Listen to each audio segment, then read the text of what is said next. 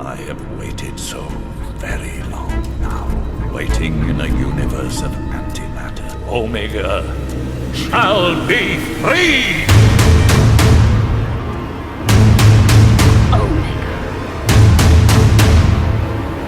So, who actually is this Omega guy? Also, I really committed to the bit there because this bin stinks. And stay out. Omega is one of the most iconic Doctor Who villains of all time, making his first ever appearance all the way back in the 1973 serial The Three Doctors, to celebrate the show's 10th anniversary. All things shall be destroyed! But despite his status as one of the most loved and well-remembered enemies of the Doctor, he's yet to make an appearance in either of the show's revivals, be it 2005 or 2021. Yet. Come on, Russell, you know you want to. Season 2, let's go. I'm not gonna lie, that aged pretty well. I started filming this video in the early months of this year. Never got round to completing it, but I mean, we've got more than enough reason to spend a dedicated chunk finishing off the history of Omega. This is kind of insane, but for all of you out there who are wondering, maybe you're new Who fans, maybe you haven't seen much classic Who is Omega? Where did he come from? He's said to be the first Time Lord by Conrad. Well, I'm gonna give you his entire life story, okay? It's a big one. I'll just carry on playing the video, but yeah, crazy. Here's the history of Omega. Since his original debut, Omega seems to have captured the hearts and minds of the fandom, kind of like a Doctor Who equivalent of Princess Diana, but nothing like Princess Diana and evil. With countless pieces of fan art, Big Finish audio adventures, and fan film interpretations of this character being made over the years. I, for one, am actually guilty of a fan film interpretation. This isn't a really smooth plug for our Doctor Who fan series Echo's End, but you can check it out, link in description. And that's not to mention the fandom's non-stop theorising of Omega's return. Remember when this guy in Series 4 was gonna be Omega? Or when Rory turned out to be Omega? Or Dan from Flux? Or the Swarm people? That guy? This guy? That pigeon with a TARDIS wiki page? And not forgetting the most important addition to all of this canon, the K9 versus Omega feature multi-billion-dollar movie that sadly was never made. And no, that wasn't a joke, that was genuinely a thing that went into production. We'll cover all of that later though. Omega's last official appearance was in the 1983 story The Arc of Infinity. That's if you're not including his very brief, possibly debated cameo in The Timeless Children. Before we delve into all of this though, let's go right back to the beginning, put a bit of chronology to this timeline. We'll immerse ourselves within the Doctor Who universe and look at the canon, look at the lore. Who is Omega, and where did he come from? Trying to pinpoint the early days of Gallifrey is incredibly difficult, because the show has kind of retconned it about 300 times. The latest line that we're running with is that Tecteun, the Shobogan explorer, set out, found the Timeless Child, used genetic experimentation to give Time Lords the ability of regeneration, but for some strange reason, all records of Tecteun must have been hidden or vanished or taken away from Gallifrey. Probably because Chris Chibnall hadn't retconned it yet, but 3 big names took her place as the founding fathers of this planet. Rassilon, The Other, and Omega. And The Other was called The Other, I haven't just forgotten his name. The Other was actually going to be set up to be the Doctor, like the 7th Doctor, who'd forgotten his memories or something, or then he'd got them back. There was a whole thing. It's called the Cartmel Master Plan, and I'm considering making a video on it. Let me know if you want that in the comments. Anyway, back on track. Long before the Time Lords mastered the art of time travel, Gallifrey was still expanding, reaching out into the stars and influencing what they deemed to be lesser civilizations. While most Gallifreyans wanted to set themselves up as gods or things to the like, only a few thought about the future of their own people. Amongst them, Omega and Rassilon. Although at the time, he wasn't called Omega. His birth name was Palix. Now, when writing this script, I found myself writing Horlicks multiple times, which I'm pretty sure is some sort of powdered drink, like a coffee type drink. And I have no idea why I felt the need to tell you that, but there's some extra information for you to add to the canon. I promise I'm going to stay on track from now on, no more tangents. But quickly while you're here, if you are enjoying the video, please do feel free to subscribe, like, comment and share. You know the drill. Check me out on Patreon, really helps me out. No more tangents. Palix was also known as the Engineer. He was a brilliant mind, but was sadly far from respected. At an early age at the Gallifreyan Academy, he got the nickname Omega, as he received Grade Omega, which was the lowest possible mark for his paper on how exploding a star, then harnessing its energy, would allow for the creation of time travel. If you ask me, I prefer the flux capacitor, but we'll roll with this. His teacher, Luvis, dismissed his life's work as madness and pure idiocy. Despite this, he and Rassilon grew into the closest of friends, with Rassilon comforting Palix, saying that being known as Omega only made him a public figure. Hey, I guess no publicity's bad publicity, right? Oh, and since these two were becoming the best of friends, Omega even had a little nickname for Rassilon. He called him Ras. Cue the shipping and fan art in the comments section down below. Despite the bizarre false start and mocking from his peers, the pair continued to work on Omega's time travel theory, with both of them becoming solar engineers, which was a well-respected form of scientist on Gallifrey. When a near-final version of this time travel plan was complete, they took it to the Gallifreyan High Council, and were initially dismissed by all, including the leader Tussan. That was until Tussan's cat spoke up. He argued in favour of allowing Omega and Ras to continue with their experiments. And yes, he was a talking cat. Look, I didn't write this, okay? I'm just a humble scribe of history. But as the years grew on, Omega and Rassilon's relationship became complicated. Once again, cue the shippers. Rassilon admired Omega's genius, but often dismissed him, becoming more and more power-hungry as the years went on. The funding they'd received from the Gallifreyan High Council dried up, and it looked like Omega's dream of time travel was just that, a dream. Until, despite begging him not to, Rassilon led a revolution of sorts against the High Council. There are too many of them. What are we going to do? Seizing power as it was the only way to remove those who oppose our progress. I should be a voice actor. Nick Briggs, I'm here. But this is where history gets a little bit funky on account of the fact that none of this actually happened and it's all kind of glorified fanfiction from various sources. But there's multiple different accounts as to what exactly happened to Omega and his experiments. In A Brief History of Time Lords, Omega and Rassilon were already respected members of the High Council when they began the Black Hole time travel plan, so this whole revolution thing wasn't necessary. In the 11th Doctor comics, the 11th Doctor states that Rassilon was actually Omega's boss, and ordered him to do this. In the audio Omega by Big Finish, Rassilon actually became a politician while Omega worked as a hard-working scientist. But I prefer the revolution idea from Big Finish because it adds more stakes, it adds more jeopardy to this tale. So we're gonna go with that as canon. The laws of canon are mine, and they will obey me. Anyway, the uprising worked, and everything was going well for our dear friend Omega. He was well respected by the public, he even met a woman called Patience, and soon after he got married to her.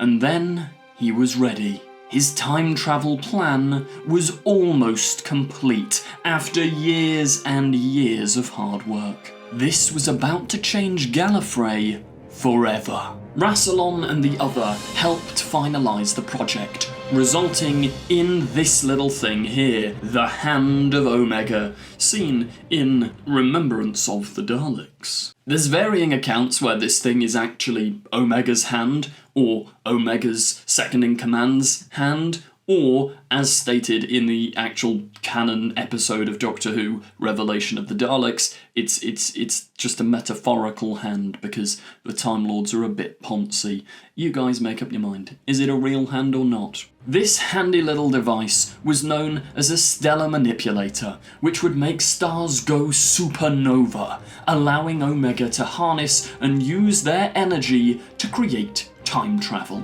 After a couple of failed attempts here and there, and after accidentally unleashing a load of vampires onto Gallifrey, Rassilon and Omega's relationship grew a little tense. The people of Gallifrey loved and respected Omega more and more by the day, but they were growing a little bit tired of Rassilon. Until one day, he cracked it. Omega's plan worked. He harnessed the power of 1,000 suns. Time travel was finally possible. But alas, whether it was the wrong calculation or a deliberate sabotage from Rassilon's right-hand man, Van Dekeren, whatever this name on screen is pronounced like, something went wrong. Omega was at the centre of the explosion. A black hole opened, absorbing him. He saw the original one true timeline shatter. Time no longer had rules. The universe was forever changed. And with it, Omega was dead. Rassilon publicly wept over the death of his friend, but a few had their suspicions that he was in fact behind the tragedy and had deliberately banished Omega away. But their voices were soon silenced. Rassilon subsequently used Omega's tragic passing for his own public and political gain. Children, like the Doctor, grew up for years hearing stories of the beloved inventor, Omega, who gave them time travel. I mean, it did wonders for Rassilon's PR. Like, Rassilon would have won the X Factor with that level of sob story. But we all know that it didn't end there. You see, Omega was technically not dead. In fact, he was transported through this black hole that had opened up and deposited into a universe of antimatter. From this universe, he was able to watch Gallifrey from afar. He grew vengeful and hurt that he was abandoned and left to wither in this antimatter plane. He used his sheer force of will to create a domain to inhabit, to create armour for himself to wear, and shield his body from the destructive forces of antimatter. Now, how did his will allow all this stuff into being? Well, I do have an answer, which strictly isn't canon, but it's ripped straight from our Doctor Who fan film, not sponsored. You see, I believe that Omega used the properties of the Arbor of Arbitrium, or the Tree of Life, the first tree in the universe. He used the properties of this sentient tree to further his will, to grant him his wishes, to allow him to will this antimatter universe to his command. Anyway, back to official canon. Boring. Omega used his will to create a paradise for himself to live in, but realizing that it was ultimately pointless and longing for nothing but to return to the real world he grew up in,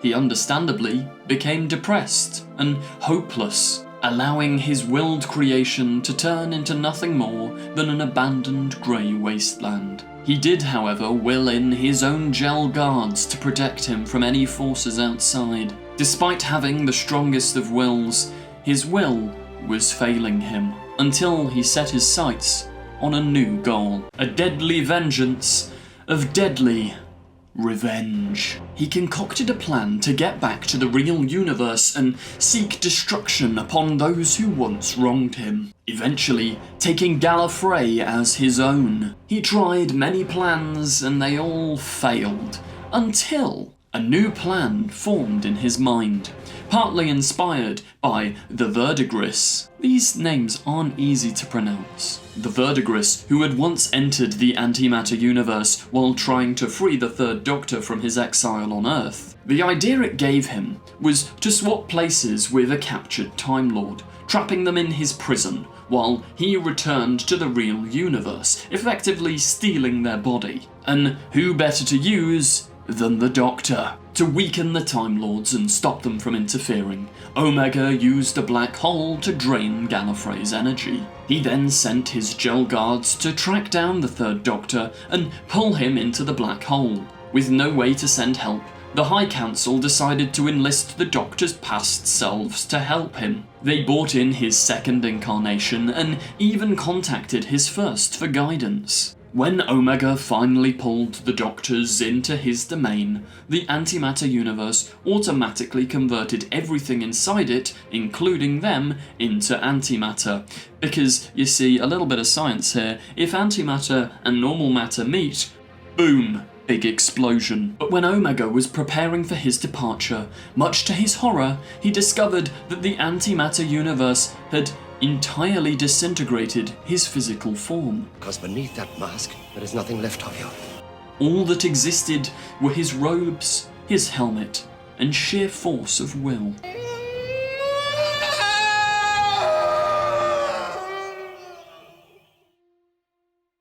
Hey, guys, why was Omega lonely at the party? He had no body to go with. Haha. He was overcome with grief, rage, and despair. If I exist only by my will, He vowed now more than ever to destroy all things matter and antimatter. then my will is to destroy. He used the dark side of his mind, Fight the dark side of my mind. or what's known as someone in the 70s definitely did a load of drugs while writing the script for this episode. The dark side of his mind to keep the Doctor busy and sort of wrestle him or something, while he set about ready to destroy everything. All things shall be destroyed. So, how did the Doctors get out of this one, I hear you cry? Well, the second Doctor's recorder had accidentally somehow been shielded from turning into antimatter. Thus, if it made contact with Omega or anything of antimatter, then it would cause a huge explosion. An explosion so big, so catastrophic, that it would in fact wipe out the antimatter universe altogether. And that's just what happened. It all went, taking Omega with it. The antimatter universe was destroyed.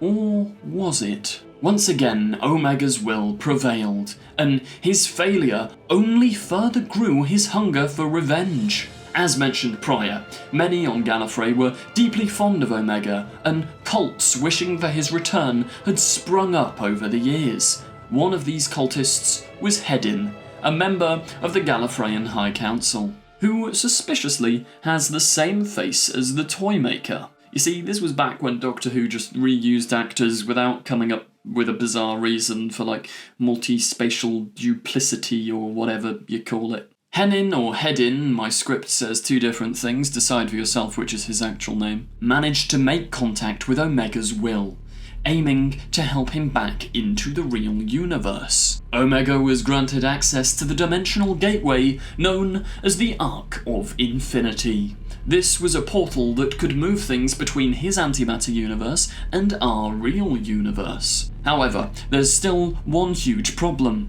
Omega doesn't have a physical form. He did, however, have a TARDIS, and a new servant he created with his will, the Ergon. But to fully return, he needed to merge his biodata with another Time Lord. Once again, it's effectively stealing someone else's body. Omega sent the Ergon to scout the planet Earth for the Doctor, but it ended up in Perivale, where it encountered Dorothy McShane, or as you may know her, Ace. She was at a fast food restaurant, and not realising that it was an alien, she gave it some fries, which the Ergon then took back to Omega.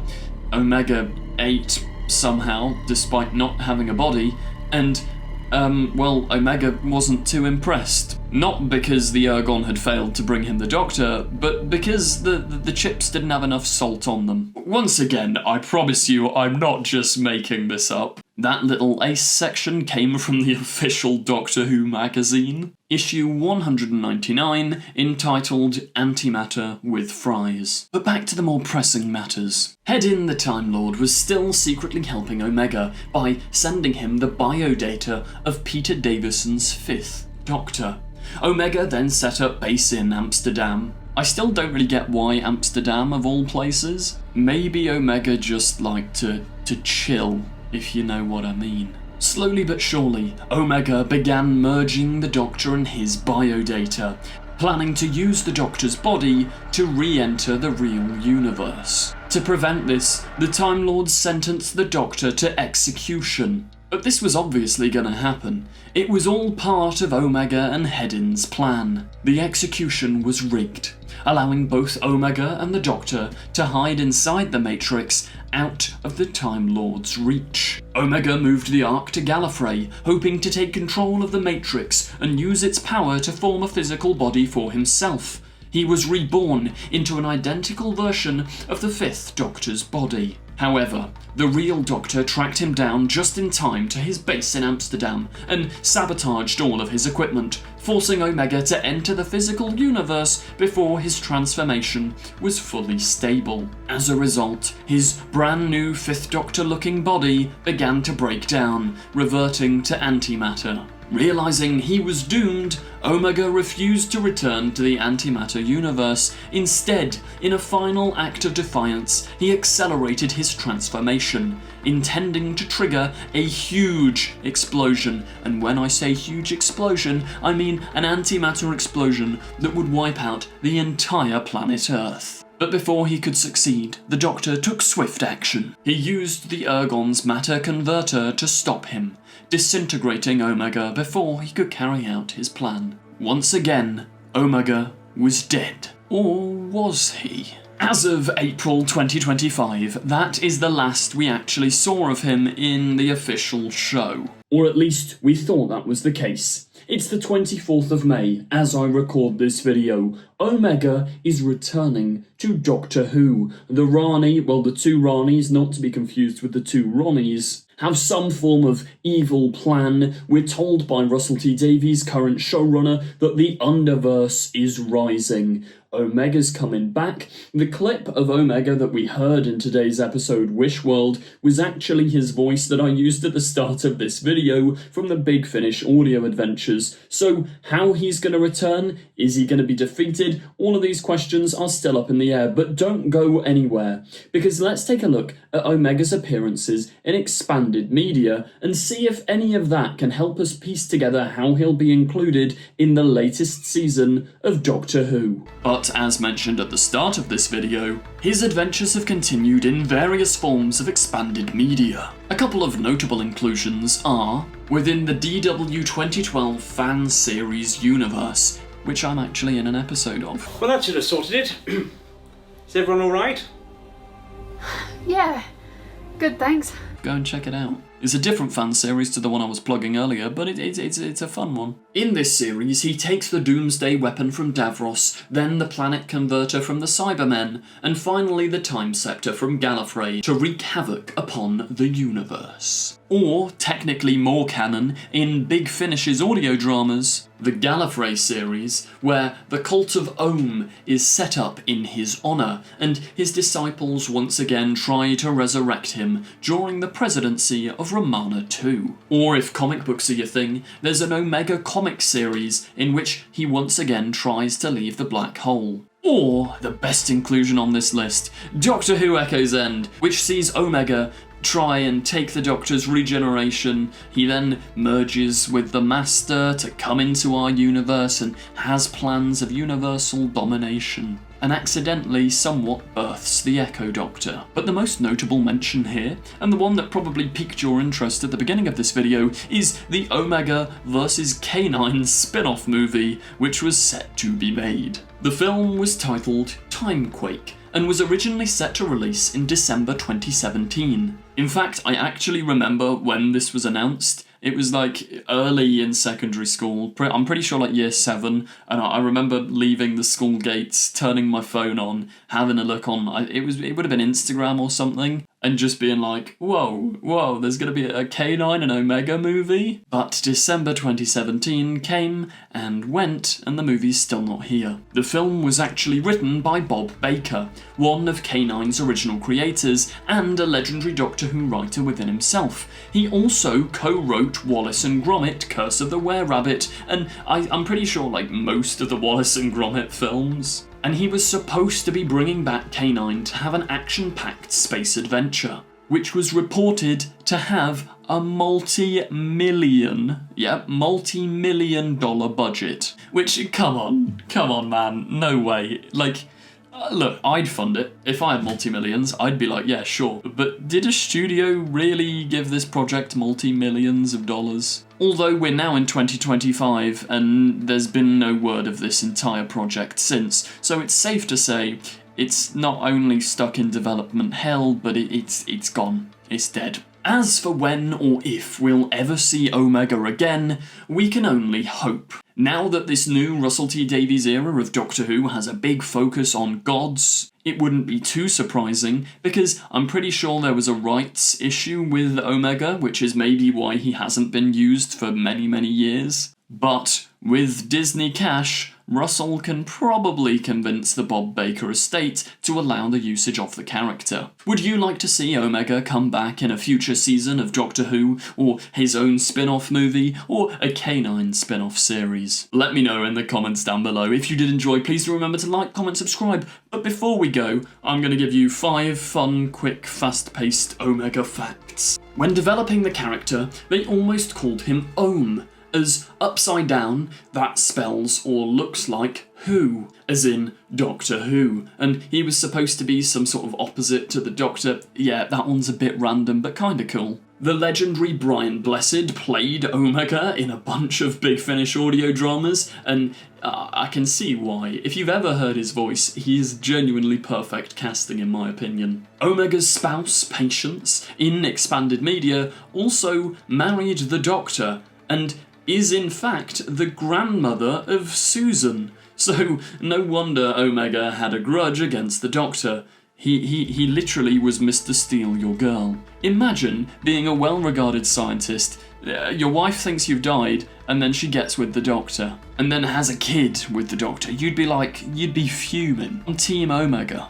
When playing LEGO Dimensions, you can actually build Omega's head out of bricks in the Black Archives level. You can't play as him, it's just a fun inclusion. And finally, fact number 5. In the Day of the Doctor, the phrase Omega level event is uttered, which on Gallifrey has now come to mean destruction and imminent death. But that's all. Hope you did enjoy, thank you very much for watching, and goodbye! Don't forget to click below and subscribe to the official Confused Adipose YouTube channel.